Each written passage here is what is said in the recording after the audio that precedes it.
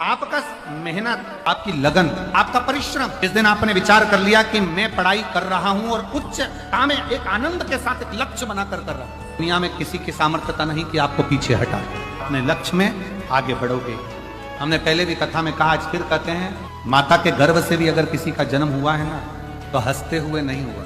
माता के गर्भ से भी अगर किसी का जन्म हुआ है तो वो रोते हुए हुआ है। इस संसार सागर में जन्म लिया है तो शिव महापुराण की कथा कहती है, रामचरितमानस कहती है कि संसार में जन्म लेने के बाद थोड़ा ना थोड़ा दुख तो आपकी जिंदगी में आएगा। पर शिव पुराण की कथा एक बात और कहती है, अगर आपका लगन, आपकी मेहनत, आपकी कार्यशीलता और आपके कर्म की प्रबलता है तो दुनिया में कोई हरा नहीं सकता। आप आगे बढ़कर ही रहोगे और सफलता आपके पास में आएगी।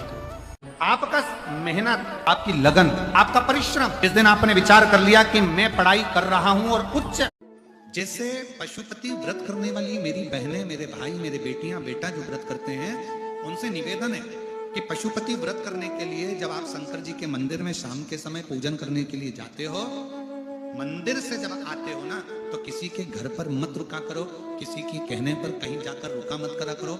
शाम के समय जब 5 दिए मंदिर में जलाकर थाली लेकर वापस आओ तो किसी के दरवाजे पर, किसी के घर पर नहीं रुकना है, बीच में कहीं नहीं रुकना है, कोई सामान खरीदने के लिए नहीं रुकना है, कोई व्यापार करने के लिए नहीं रुकना है, किसी के कहने पर कोई कितना ही बुलाए तो भी उसके दरवाजे पर नहीं जाना है।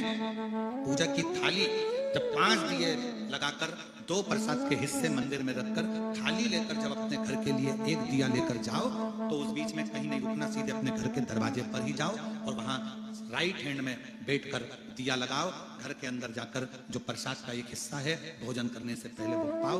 इसको पशुपति व्रत कहते हैं। कई माताओं की आदत रहती है मंदिर से आते आते इसने रोक, महीने में नहीं, 15 दिन में, 15 दिन में नहीं, महीने में, 6 महीने में, 3 महीने में, साल भर में एक बार पार्थिव शिवलिंग का निर्माण कर पूजन जरूर करना चाहिए। उससे घर में अकाल मृत्यु नहीं होती, मृत्यु टल जाता है। पार्थिव शिवलिंग का निर्माण अकाल मृत्यु को टाल देता है। पार्थिव शिवलिंग का निर्माण घर में बुलाओ किसी विद्वान ब्राह्मण को, और अगर विद्वान ब्राह्मण आपके यहाँ आ जाए, पूजन करा दे पार्थिव शिवलिंग का, तो आनंद की अनुभूति हो। नहीं आ पा रहे, आप स्वयं पार्थिव शिवलिंग बनाओ, मिट्टी का शिवलिंग बनाकर उसका पूजन करो। महीने में नहीं, 15 दिन में, 15 दिन में नहीं, महीने में, 6 महीने में, 3 महीने में, साल भर में एक बार पार्थिव शिवलिंग का निर्माण कर पूजन जरूर करना चाहिए। उससे घर में अकाल मृत्यु नहीं होती, मृत्यु टल जाता है।